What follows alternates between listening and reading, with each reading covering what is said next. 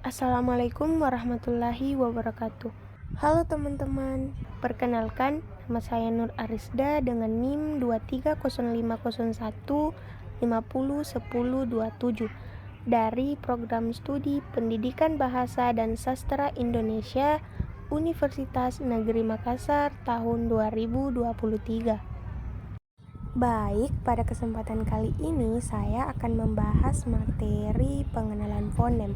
Ada identifikasi fonem, ada jenis fonem, dan ada distribusi fonem dan realisasinya dalam mata kuliah fonologi.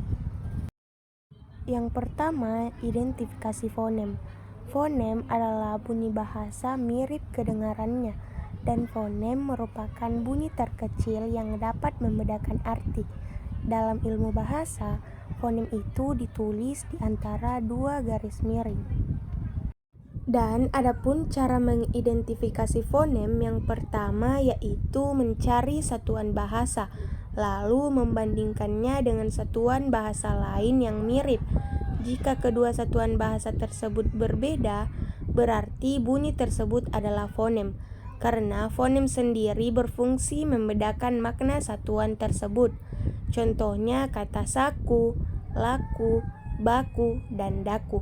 Bunyi S, L, B, dan D pada bentuk kebahasan itu masing-masing memiliki fungsi pembeda makna. Yang kedua yaitu melakukan identifikasi sebuah fonem, ialah dengan mencermati distribusinya.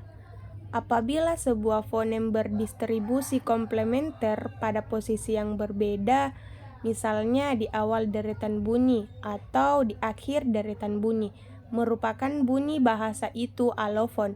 Apabila sebuah fonem memiliki alofon, maka fonem itu benar. Contohnya bunyi P pada pintar.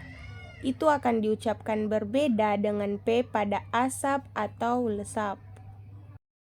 Dan selanjutnya yaitu jenis-jenis fonem. Jenis-jenis fonem terbagi menjadi 3. Yang pertama yaitu fonem vokal. Bunyi vokal adalah bunyi bahasa yang arus udaranya tidak mengalami halangan. Jenis vokal ditentukan oleh 3 faktor, yaitu tinggi rendahnya posisi lidah, bagian lidah yang dinaikkan, dan bentuk bibir pada pembentukan vokal tersebut. Contohnya pada vokal A pada kata papa, pada vokal I tinggi atas depan tak bundar pada kata api, vokal I tinggi bawah depan tak bundar pada kata kering, dan pada vokal U tinggi atas belakang bundar pada kata ungu, vokal U tinggi bawah belakang bundar pada kata karung, vokal E tengah atas depan tak bundar pada kata sate, dan vokal E tengah bawah depan tak bundar pada kata nenek. Vokal E tengah atas pusat tak bundar pada kata emas. Vokal O tengah atas belakang bundar pada kata soto. Dan vokal O tengah bawah belakang bundar pada kata balon. Dan jenis yang kedua yaitu fonem diftong, adalah vokal yang berubah kualitasnya. Dalam sistem tulisan, diftong biasa dilambangkan oleh 2 huruf vokal. Kedua huruf vokal itu tidak dapat dipisahkan. Bunyi A dan W pada kata harimau adalah diftong. Oleh karena itu, fonem jenis ini adalah gabungan 2 bunyi vokal yang diucapkan dalam satu suku kata. Contohnya yaitu diftong au pada kata danau, diftong ai pada kata lantai, diftong oi pada kata amboi, dan diftong ei pada kata survei. Selanjutnya jenis yang ketiga yaitu fonem konsonan. Konsonan adalah bunyi ujaran yang arus udaranya mengalami hambatan ketika keluar dari paru-paru. Dalam pengujaran bunyi konsonan terbagi lagi menjadi 3 faktor yang terlibat, di antaranya yaitu yang pertama yaitu berdasarkan pita suara. Berdasarkan pita suara, bunyi bahasa dibedakan ke dalam dua macam, yakni bunyi bersuara dan bunyi tak bersuara. Bunyi bersuara terjadi apabila pita suara hanya terbuka sedikit, sehingga terjadilah getaran pada pita suara itu.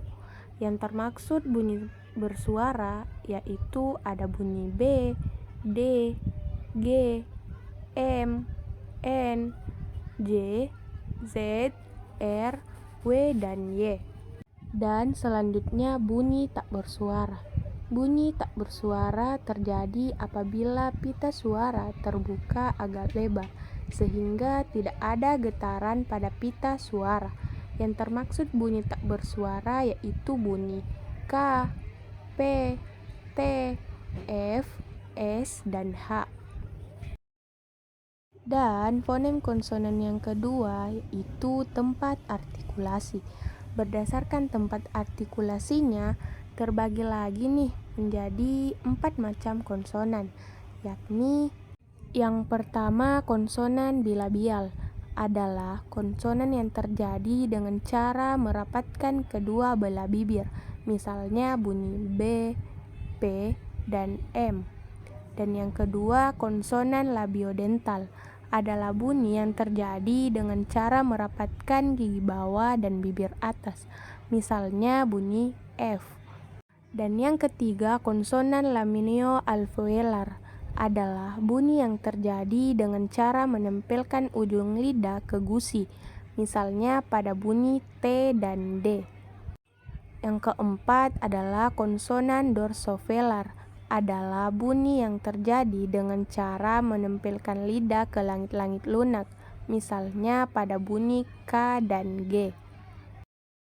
Selanjutnya fonem konsonan yang ketiga, yaitu cara artikulasi.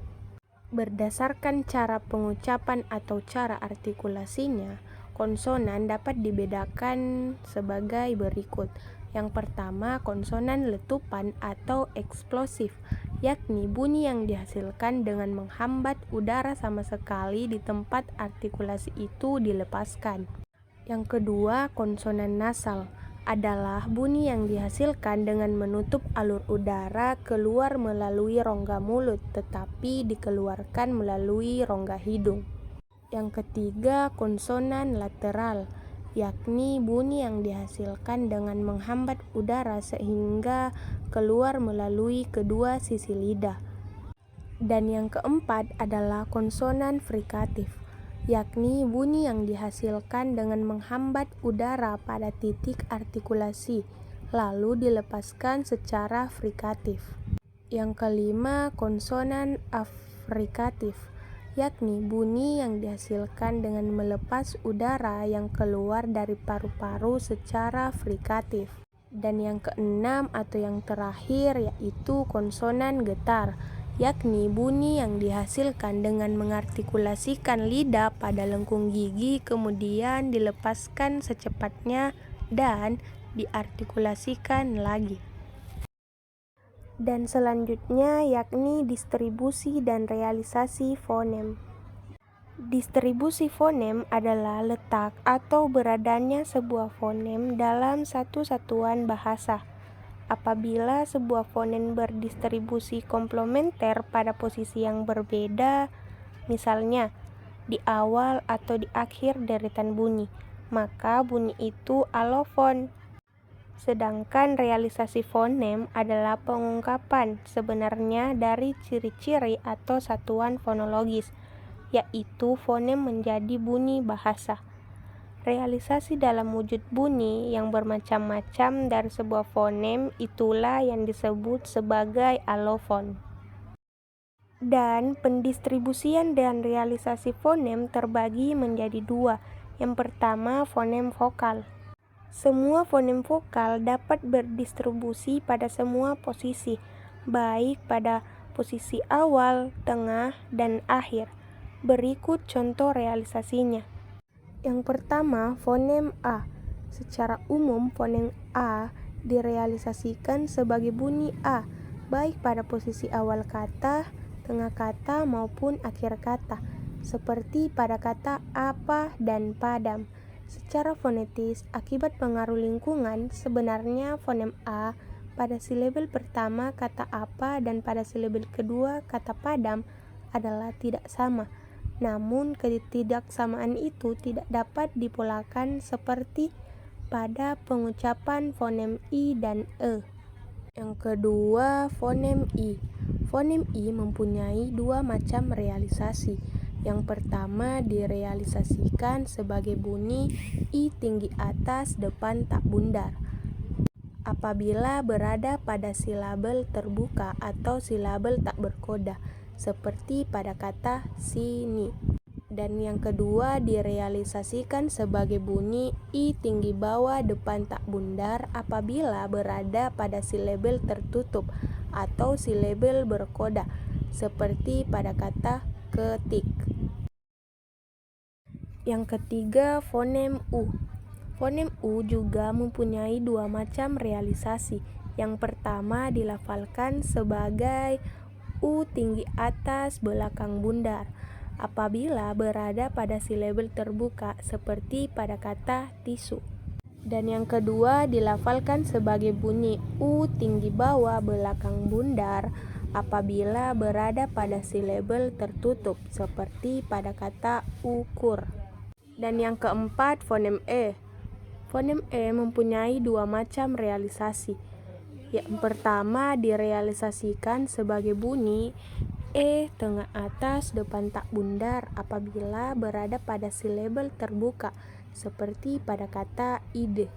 Dan direalisasikan sebagai bunyi E tengah bawah depan tak bundar apabila berada pada silabel tertutup seperti pada kata leher. Yang kelima yaitu fonem E. Secara umum direalisasikan sebagai bunyi E seperti pada kata Maret. Dan yang keenam, fonem O. Fonem O mempunyai dua macam realisasi. Yang pertama direalisasikan sebagai bunyi O tengah atas belakang bundar apabila berada pada silabel terbuka, seperti pada kata kado. Dan dapat direalisasikan sebagai bunyi O tengah bawah belakang bundar apabila berada pada silabel tertutup, seperti pada kata otot. Dan yang kedua yaitu fonem konsonan. Semua fonem konsonan dapat menduduki posisi awal, tengah, dan akhir, kecuali fonem W, J, C, dan G yang tidak dapat menduduki posisi akhir.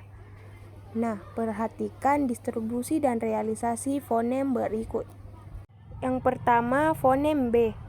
Fonem B mempunyai dua macam realisasi. Yang pertama direalisasikan sebagai bunyi B apabila berada pada awal silabel, baik silabel terbuka maupun silabel tertutup yang bukan ditutup oleh fonem konsonan B, misalnya pada kata baku. Dan dapat direalisasikan sebagai bunyi B atau P apabila berposisi sebagai koda pada sebuah silabel, misalnya pada kata sebab atau sebab. Dan yang kedua, fonem P. Fonem P direalisasikan baik sebagai onset pada sebuah silabel maupun sebagai koda, misalnya papan. Namun, fonem P pada awal kata bila diberi prefiks me atau prefiks p akan lulu atau disenyawakan dengan bunyi nasal yang homorgan atau sealat ucap. Misalnya, prefiks me ditambah kata pilih menjadi memilih, dan prefiks p ditambah kata pilih menjadi pemilih. Dan yang ketiga yaitu fonem N. Direalisasikan sebagai bunyi N, seperti pada kata nasi. Yang keempat, fonem W. Dapat menduduki posisi awal dan tengah. Direalisasikan sebagai bunyi W, seperti pada kata waris dan awal. Dan yang kelima, fonem F. Direalisasikan sebagai bunyi F, seperti pada kata fasih. Dan yang keenam, fonem D. Fonem D mempunyai dua macam realisasi. Yang pertama direalisasikan sebagai bunyi D apabila berposisi sebagai sebuah onset pada sebuah silabel, misalnya pada kata data.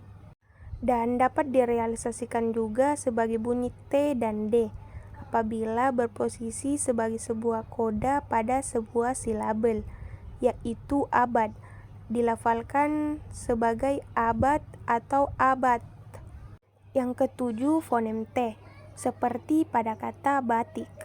Namun, perlu dicatat bahwa fonem T pada posisi awal kata bila diberi prefiks me atau prefiks p akan lulu atau disenyawakan dengan bunyi nasal yang homogran atau sealat ucap dengan fonem T itu.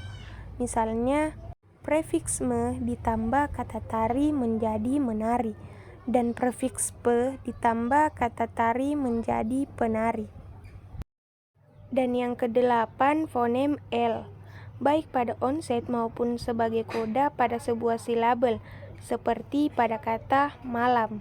Yang kesembilan, fonem R, direalisasikan sebagai bunyi R, baik sebagai onset maupun koda pada sebuah silabel, seperti pada kata rasa.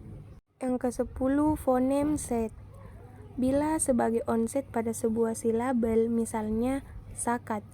Bila sebagai koda dilafalkan seperti bunyi Z atau bunyi S, misalnya pada kata aziz, dilafalkan aziz atau asis. Yang ke-11, fonem S, direalisasikan sebagai bunyi S, baik sebagai onset maupun koda pada sebuah silabel, misalnya pada kata sabun. Yang ke-12 yaitu fonem NY, disebut fonem nasal, misalnya pada kata nyanyi. Fonem NY tidak pernah berposisi sebagai koda. Yang ke-13 yaitu fonem J, direalisasikan sebagai bunyi J, dapat menduduki posisi awal dan tengah, seperti pada kata jatuh. Fonem J tidak pernah berposisi di akhir. Yang ke-14 yaitu fonem C. Fonem C dapat menduduki posisi awal dan tengah, seperti pada kata cari dan acar. Fonem ini tidak pernah berposisi di akhir. Dan yang ke-15 yaitu fonem Y. Fonem Y dapat menduduki posisi awal dan tengah, seperti pada kata yatim. Fonem Y tidak pernah berposisi di akhir. Dan yang ke-16 yaitu fonem G. Fonem G dapat menduduki posisi awal dan tengah. Dan fonem G mempunyai dua macam realisasi, yaitu dapat direalisasikan sebagai bunyi G apabila berposisi di awal, misalnya gila. Dan dapat direalisasikan sebagai bunyi G atau bunyi K apabila berposisi di akhir, misalnya gudeg, dilafalkan gudeg atau gudeg. Dan yang ke-17 ada fonem K. Fonem K memiliki tiga macam realisasi. Yang pertama, direalisasikan sebagai bunyi K apabila berposisi sebagai onset pada sebuah silabel, misalnya pada kata kira. Dan direalisasikan sebagai bunyi K tertutup, bentuknya yaitu fonem tanda tanya, apabila sebagai koda pada sebuah silabel, misalnya pada kata bapak. Dan dapat direalisasikan juga sebagai bunyi G apabila berposisi sebagai koda, misalnya gudeg. Dan yang ke-18 ada fonem eng atau NG, baik preposisi sebagai onset maupun koda, contohnya pada kata angin. Dan yang ke-19 ada fonem SY, direalisasikan sebagai bunyi SY, baik berposisi sebagai onset maupun sebagai koda, contohnya pada kata syahid. Yang ke-20 ada fonem KH yang dilambangkan sebagai huruf X. Nah, fonem KH ini baik berposisi sebagai onset maupun sebagai koda pada sebuah silabel, contohnya pada kata khas. Dan yang ke-21 atau fonem yang terakhir yaitu fonem H, direalisasikan sebagai bunyi H, baik berposisi sebagai onset maupun sebagai koda pada sebuah silabel. Contohnya pada kata habis. Baik, itulah pembahasan dari saya mengenai materi pengenalan fonem. Ada identifikasi fonem, jenis fonem, dan distribusi fonem, serta realisasinya. Cukup sekian dan terima kasih. Wassalamualaikum warahmatullahi wabarakatuh.